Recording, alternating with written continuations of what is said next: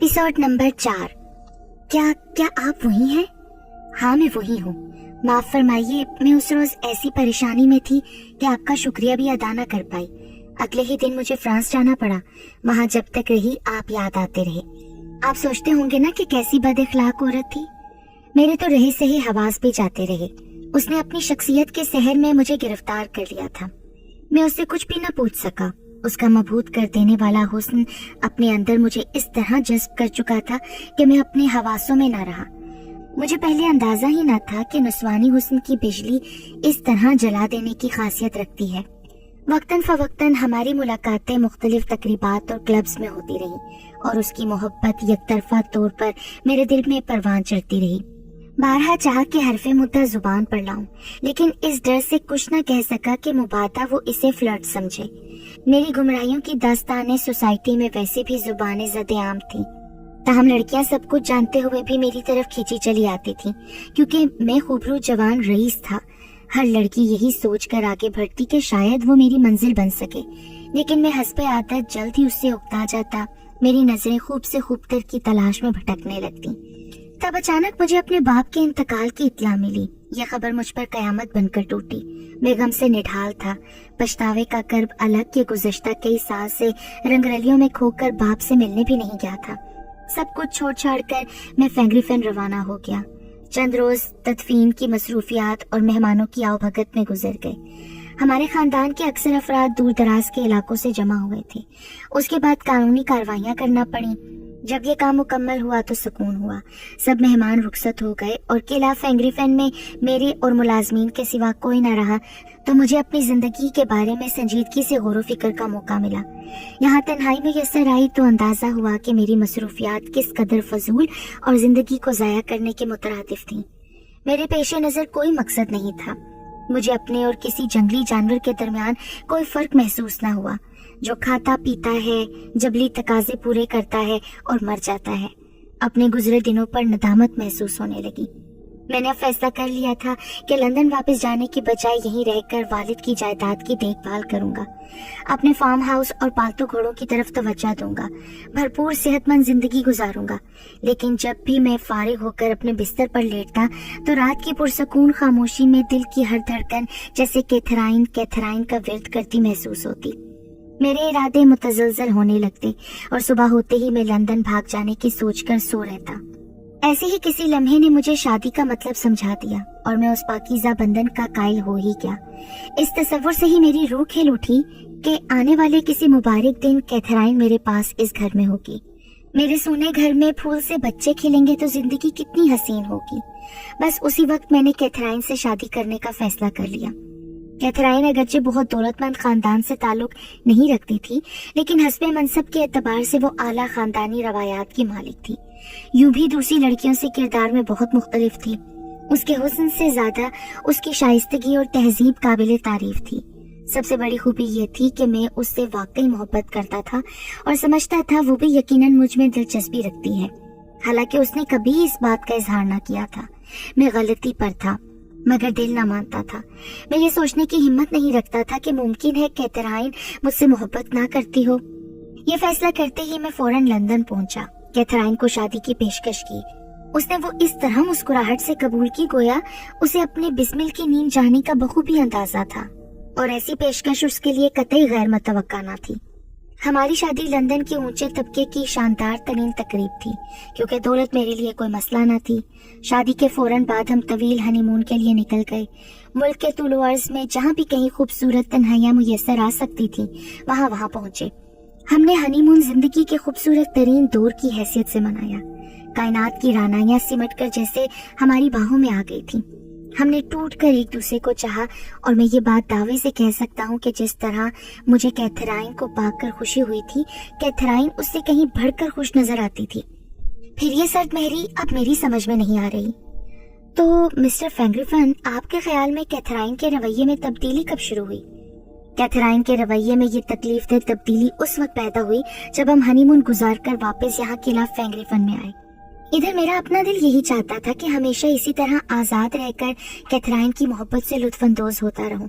कोई गम, कोई फिक्र ना हो, किसी चरवाहे या मछेरे की तरह जिसे कभी कुछ खो देने का गम नहीं होता, क्योंकि उसके पास खोने के लिए कुछ होता ही नहीं। लेकिन मुझे बहुत से मामलात से निपटना था। इस जायदाद, कारोबार और फार्म हाउस की मुझे फिक्र थी, लिहाजा मुझे बदले ख्वास्ता वापस आना पड़ा। बस तब से मेरा सब कुछ छिन चुका है। दिन का चैन, रातों की नींद और कैथराइन की मोहब्बत सबसे कोसों दूर हो चुके हैं। ये कहते कहते उसके चेहरे पर कर्ब का धुआं सा फैल गया और अपनी आंखों में तैर जाने वाली नमी शायद मुझसे छुपाने के लिए उसने आंखें मूंद कर कुर्सी की पुश से टेक लगा ली। मेरा ख्याल है डॉक्टर पॉप, कैथराइन की ये हालत उसी वक्त शुरू हो गई थी जब उसने किला फेंगरीफन को दूर से पहली नजर में देखा था। क्या आपने यहाँ आकर कुछ महसूस किया? मैं जो यहाँ पैदा हुआ, पला पड़ा, कभी कभी इस घर को अजीबोगरीब सा महसूस करने लगता हूँ। एक नाकाबिले बयान किस्म की हिजान से दो चार हो जाता हूँ। कमरे, खिड़कियां और दरवाजे सांस लेते महसूस होने लगे हैं। लेकिन ये मेरा वहम या कोई बचपन का तस्वुर भी हो सकता है, वरना ये घर सिर्फ एक घर है और बस। हमें कभी यहाँ कोई तकलीफ नहीं हुई। वो तो सब ठीक है मिस्टर चार्ल्स, लेकिन क्या ये बेहतर नहीं होगा कि आप मुझे अपनी और कैथराइन की किला फेंगरीफन में आमद के बारे में सारे वाकयात तफसील से बताएं? शायद कोई काम की बात में अखज़ कर सकूं। ना जाने क्यों मुझे खुद अपने महसूसात याद आ रहे थे जब किला फेंगरीफन को देखकर मेरे जी में आई थी कि सब कुछ छोड़कर लौट जाऊं। ये ऐसी ही एक शाम थी डॉक्टर पॉप, जब मैं अपनी नई नवेली दुल्हन को लेकर किला फेंगरीफन आ रहा था। हम दोनों 4 घोड़ों की खूबसूरत और सबक रफ्तार खुली बग्गी में सवार थे और मैं कैथराइन को गुजरते हुए मुकामात, बागात और मनाजिर से मुतारिफ कराता आ रहा था। वो हस्बे मामूल बहुत खुश थी। सपहर सूरज की नरम नरम सुनहरी किरणें हर शय को हसीन से हसीन तर बना रही थी। जो ही फार्मलैंड का मोड़ काटकर हमारी बग्गी अपने किले तक आने वाली सड़क पर मुड़ी, डूबते सूरज की शुआएं बुलंदी पर बने संगी किले को वाज़े तस्वीर की मानित रोशन करने लगी। वो देखो कैथराइन, वो रहा तुम्हारा घर, जहाँ मिलकर अपने बच्चों के साथ हमें जिंदगी गुजारनी है। मैंने वफूरे शौक से कैथराइन का कंधा थपथपाकर किले की तरफ इशारा करते हुए कहा। जूं ही कैथराइन की नजर किले पर पड़ी, उसके मुस्कुराते हुए होंठ यकलख्त भींच गए, आंखें फटी की फटी रह गईं और हसीन गुलाबी चेहरा लट्ठे की तरह सफेद पड़ गया। पत्थर का बुत बनी वो कितनी देर किले को घूरती रही, फिर चीख कर मुझसे लिपट गई। उसका नाजुक बदन थर थर कांप रहा था और वो घुटी घुटी सिसकियां ले रही थी। मैं बहुत परेशान हो गया और फौरी तौर पर समझा कि गालिबन कैथराइन को खुली गाड़ी की वजह से ठंड लग गई है। उसे फौरन शॉल उड़ा दी और अपने सीने से लगा लिया। लेकिन वो दिन मेरी और कैथराइन की कुर्बत का शायद आखिरी दिन था। हम दोनों एक घर में रहते हुए बिल्कुल अजनबी हैं डॉक्टर पॉप। तो ये बात है मिस्टर फेंगरीफन, मैंने बज़ाहिर कुछ समझते हुए कहा, लेकिन हकीकत ये थी कि मैं कुछ भी न समझ पाया था। ये केस इतना आसान दिखाई नहीं देता था। क्या कैथराइन ने कभी आपको ये बताया कि किला फेंगरीफन को पहली मर्तबा देखकर उसे क्या महसूस हुआ था? नहीं, कभी नहीं डॉक्टर पॉप। मेरा ख्याल है कि वो खुद भी नहीं जानती कि उसे उस वक्त क्या हो गया था। वो अजीब, नाकाबिले फहम और नाकाबिले बयान सी कैफियत थी, माफूकुल फितरत, आसेब ज़दा सी। खुद मुझे उसकी हालत से वहशत सी हो रही थी। आसेब ज़दा? मिस्टर चार्ल्स, पता है आपको, ऐसे ही तासुरात मैंने भी महसूस किए हैं। मैंने तायद की तो चार्ल्स ने कुछ झुंझलाहट से हाथ झटक कर नफे में गर्दन हिलाई और बोला, नहीं नहीं डॉक्टर पॉप, मैं ये सब नहीं मानता। जहाँ तक मन घड़त किस्सों और अफवाहों का ताल्लुक है, वो पुराने रवायती और गैर आबाद जगहों पर बने घरों के बारे में मशहूर हो जाया करती हैं। खसूसन अनपढ़ मुलाजमीन ऐसी कहानियों पर बहुत यकीन रखते हैं, लेकिन मैंने कभी इन बातों पर तवज्जो नहीं दी। ये कहकर चार्ल्स ने करीब लटकी डोरी हिलाई और दूर कहीं घंटी की आवाज सुनाई दी। चंद लम्हों बाद दरवाजे में जैकब नमूदार हुआ। चार्ल्स ने उसकी तरफ देखकर हुक्म दिया, जल्दी से गर्मा गर्म कहवा लेकर आओ, और हाँ, साथ कुछ नफीस किस्म के बिस्किट या खुश्क मेवे भी, जो डॉक्टर पॉप यकीनन पसंद करेंगे। खाने को खासी देर हो चुकी है। Yes my Lord. ये कहकर जैकब रिपोर्ट की तेजी से मुड़ा और गायब हो गया। मैं क्या कह रहा था डॉक्टर पॉप? आप माफूकुल फितरत किस्म के वाकयात और अफवाहों का जिक्र कर रहे थे। हाँ, जहाँ तक मेरा ख्याल है, कैथराइन पर इन अफवाहों का खास असर नहीं हो सकता। फिर जब उसने किला दूर ही से पहली नजर देखा था, उस वक्त तो वो इन अफवाहों और किस्सों से बिल्कुल नावाकिफ थी। लेकिन मिस्टर चार्ल्स, ये किस्से आखिर हैं क्या? कुछ बताएंगे आप? बिल्कुल बकवास। मैं उन्हें दोहराकर अपना और आपका वक्त बर्बाद नहीं करना चाहता, और न मैंने आपको ये कहानियां सुनाने के लिए यहाँ बुलाया है। चार्ल्स ने तो खासा बरहम होकर मुझे झाड़ दिया। मेरे कुछ कहने से पहले ही शायद उसे अपनी गलती का एहसास हो गया था। वो फौरन माजरत तलब करते हुए बोला, माफ कीजिएगा डॉक्टर पॉप, मुझे आपसे इस लहजे में बात नहीं करनी चाहिए थी। उसी लम्हे जैकब गर्मा गर्म कहवे की ट्रे लिए अंदर दाखिल हुआ। ताज़ा कहवे की महक कमरे में फैल गई। जैकब ने ट्रे तपाई पर रखी और कहवा प्यालियों में डालने लगा। फिर वो बाहर निकल गया। डॉक्टर पॉप, आपको सिर्फ कैथराइन की तरफ तवज्जो देनी चाहिए। वो मुझसे दूर दूर रहने की कोशिश करती है, तन्हा लंबी सैर के लिए मीलों निकल जाती है, घंटों अपने कमरे में बंद रहती है, या फिर यहाँ इस लाइब्रेरी में पहरों किताबें निकालती, उलटती पलटती और खंगालती रहती है। हालांकि मैं जानता हूँ इससे पहले उसे किताबों से कभी इतनी दिलचस्पी नहीं थी। साफ जाहिर है कि वो मुझसे दूर रहने की दानिस्ता कोशिश करती है, और मैं जो तवील हनीमून के बाद उसकी कुर्बत का बेइंतहा आदी हो चुका था, उसकी कमी बड़ी शिद्दत से महसूस करता हूँ। उसका ये रवैया मेरे लिए नाकाबिले बर्दाश्त हद तक तकलीफदेह है। मैंने बारहा उससे इस तब्दीली का सबब पूछने की कोशिश की, हत्ता कि यहाँ तक कहा कि अगर वो यहाँ खुश नहीं तो हम लंदन वापस चले जाते हैं। लेकिन डॉक्टर पॉप, उफ मेरे खुदा, कोई वजह बताना तो दरकनार, वो इस तब्दीली का वजूद ही तस्लीम नहीं करती। यकीन करें डॉक्टर पॉप, मैं उसकी मोहब्बत दोबारा हासिल करने के लिए कुछ भी कर सकता हूँ। सब कुछ छोड़ छाड़ कर किसी झोंपड़ी में चीथड़े पहनकर भूखे पेट भी रहने को तैयार हूँ। लेकिन काश वो कुछ बोले। मिस्टर चार्ल्स, इससे पहले आपने कभी कैथराइन को नॉर्मल करने की कोशिश की? मुमकिन है उसे कोई जिस्मानी तकलीफ लाहक हो। क्यों नहीं डॉक्टर पॉप, बारहा मैंने कोशिश की कि उससे बातचीत से किसी धप पर लाकर लंदन ले जाऊं और अच्छे डॉक्टरों से मशवरा करूं, लेकिन उसने अपने कमरे में मेरा दाखिला तक बंद कर रखा है।